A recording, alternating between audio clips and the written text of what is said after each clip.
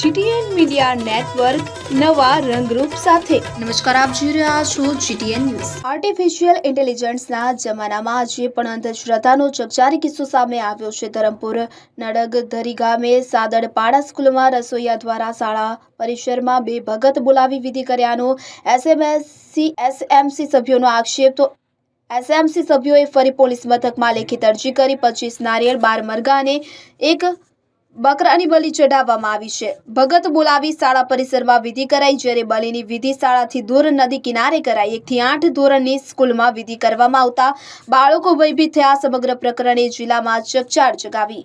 અહીંયા જે વિધિ થઈ એના અનુસંધાને આજે મને ટીપીઓ દ્વારા જે સૂચના મળી એ અનુસંધાને હું શિક્ષક શ્રી આચાર્યશ્રીના તેમજ SMCના અધ્યક્ષ અને તમામ એસોસિએશન નિવેદન લેવા આવ્યો છું। નિવેદન લેવાનું ચાલુ છે। નિવેદન લઈને જે કંઈ નિવેદન હશે એની ઉપલી કક્ષાએ જાણ કરીશું। અહીંયા કંઈક બલિની કંઈ વિધિ થઈ છે એવું સાંભળ્યું છે, એના અનુસંધાને અમે આ તપાસ માટે આવ્યા છીએ। બની હશે તો ગંભીર હશે, બરાબર, આપણે તપાસ કરીશું અને જે કંઈ નિવેદનો હશે એને હું ઉપલી કક્ષાએ જાણ કરીશ। ગામના સ્કૂલમાંથી માટી કાઢી અને નદી કિનારે જઈને સમગ્ર વિધિ કરવામાં આવી છે। એની ખૂબ જ ગંભીર અસર શિક્ષણ વિભાગ પર પણ પડે છે, કારણ કે એક શિક્ષણ જગતને શર્મસાર કરતી આ ઘટના છે।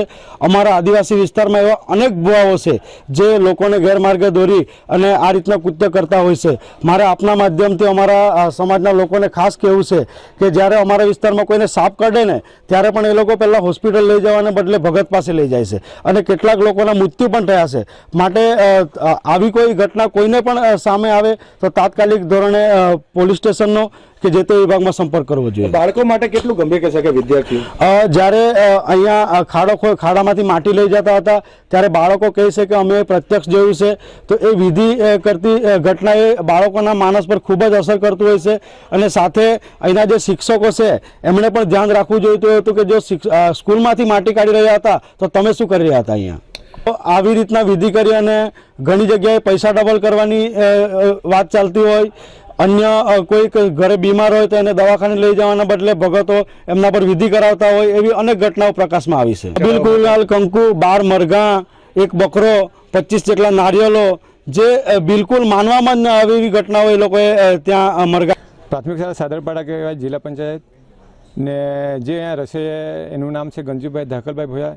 એને ડાંગથી ભાવ બોલાવેલા ને એને ઘર પરથી વિધિ કરાવેલી। પછી એ લોકો સ્કૂલમાં આવ્યા। સ્કૂલમાં આવીને એ લોકોએ ખાડો ખોદ્યા ને ખાડોમાંથી એ લોકો માટી લઈ ગયા। માટી લઈને પછી નદી કિનારે જઈને એ લોકોએ વિધિ કરી। ત્યાં એ લોકોએ વિધિ કરી, ત્યાં એ લોકોએ 12 મરઘા, એક બકરોની ને 25 નાલાની બલિ ચડાવેલી। મેં તો હાજર નહીં હતો, પણ અમારે ત્યાં છોકરા લોકો કહેતા હતા કે કોઈ ભગત આવેલા ને અહીંથી માટી લઈ ગયેલા એમ કાઢીને ખોદીને એમ કે। શું હતું એમના હાથમાં સામાન કંઈ?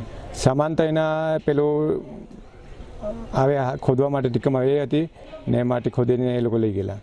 અબીલ ગુલાલ કેવું કંઈ એ લોકો વિધિ કરેલ ત્યાં બધું જ છે। એના જે માટી લઈ ગયેલા એના પુતળા બી બનાવેલા છે, ત્યાં હમણાં બી હાજર છે। ત્યાં વધારે ગંભીર કહેવાય કે પછી છોકરાને માનસિક પર અસર થવા ભવિષ્યમાં થાય એવી અમને લાગે છે। બાળકો હાજર હતા કે વિધિ જ્યારે થઈ ત્યારે? હા, બાળકો હાજર હતા। ત્યારે રિસેસ હતી 3:30 ગાળામાં એવું થયેલું।